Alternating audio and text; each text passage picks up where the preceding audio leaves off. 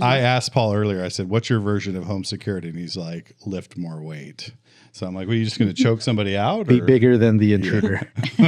Mine is bed knife. Bed knife. Paul knows about this. Yeah. This is horrible. So I have like a kitchen knife in between my mattress.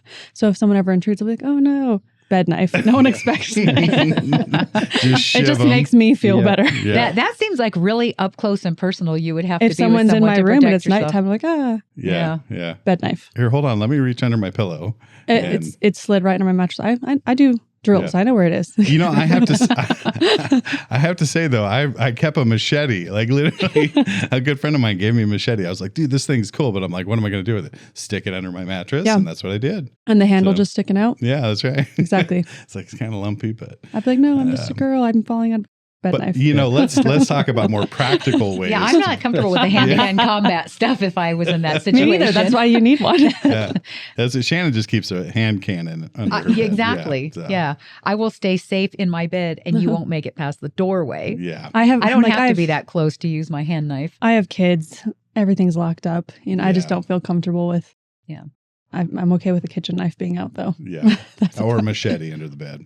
But let's talk about home security and some of the things that you should think about as a homeowner, because we notice these things as realtors, right? We're walking around and we notice things like, oh, that's not a very safe thing, especially at night. You know, let's for example, a courtyard, beautiful amenity. But once you get behind the courtyard door and you have all kinds of shrubs and bushes before you get to your front door, you know, there's some potential for someone to be, you know, hiding behind a bush. Yeah, or keep them well lit. Keep it well lit if you don't have the proper lighting and things like that. Paul, you do a lot of, you know, you're in a lot of homes. And so I'm coming to you first. That sounded bad. Yeah.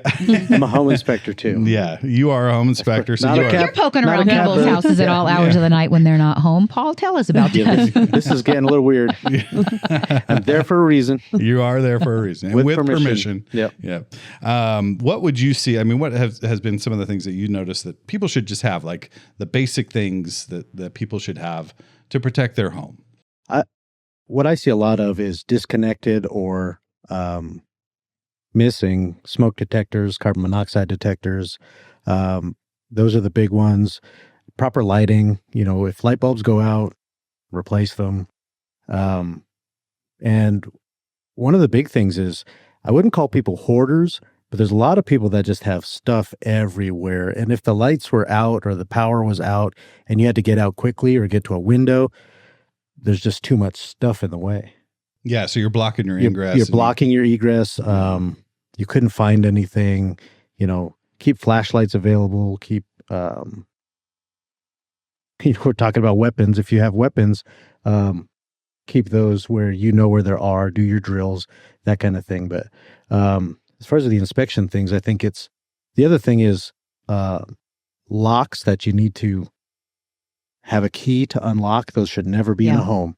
Mm-hmm. There should always be just a latch or something like that. I was in one home where they had 5 different ones, and the chain latch. I was like, well, you're stuck in here. Yeah, if a fire happens. You're diving through a window. Yeah. And it's important for our viewers to understand that we're not just talking about intruders coming into your home. Like what Paul just made a great point. Like if you had a fire or if you had carbon monoxide poisoning or something going on, like how do you get out of your home?